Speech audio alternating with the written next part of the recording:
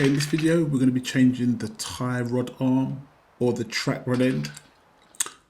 Okay, so the first thing you've got to do is obviously take off your wheel, that's all simple stuff, and match up your new part that you're putting on to make sure it's the right orientation, the right size and the right length, so you know roughly what you're working to. So this is the basic thing, these are the first initial basic things to do.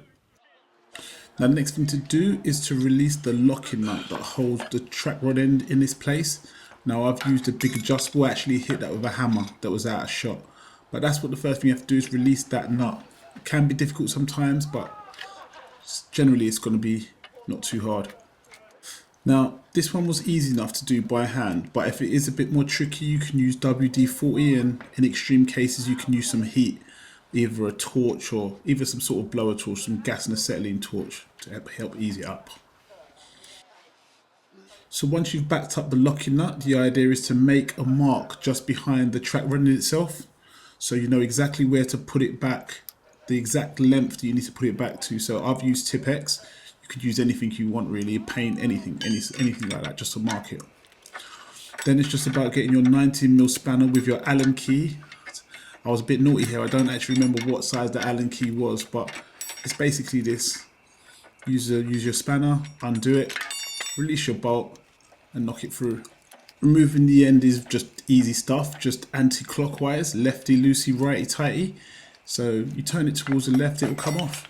You see there you've got the actual arm and the marking, the Tipp-Ex marking, so you can make no mistake of where you've got to go back to. Now I used a bit of anti-seize because I believe it's just good practice. You never know if you need to go and do this again. You don't want to be in a problem taking it off. So it's good practice. So just take your time and screw it on. Like I say, you've got that Tipp-Ex mark, so you know exactly where to go to. There's no guesswork. So just know, like I've gone backwards and forwards to make sure that the anti-seize goes completely down the shaft and inside the actual track arm itself. So this is just good practice. It's what I do. It's what I believe is, you know, a good way to do things. Once you've got it in your desired position, next thing you do is just to tighten up the locking bolt itself. Now you can do it by hand. Like I say, use a bit of WD-40 if it's difficult. And once you've got it nice and where you want it located, just use your adjustable wrench just to snug it all up so you know where it stands. Now you're only going to be able to do it so far because it's going to end up twisted. So just do what you can and then put it back in its the hub itself. Once again, just another bit of good practice. I'm using anti-seize again on the actual bottom of the tie rod arm, because when they seize, they actually break the stem of that tie rod arm. So just do what you can with your hand, and it's basically the reverse of just taking it off.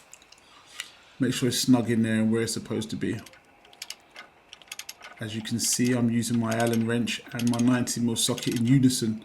So you know, just take your time and get it up and tightened up until you're happy with it.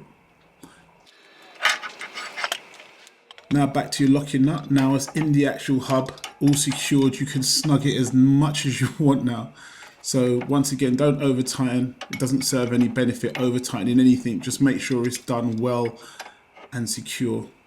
And as you can see what I'm doing here, it's really simple. That's it, your job's done. Your arm's back in. Just put your wheel back on.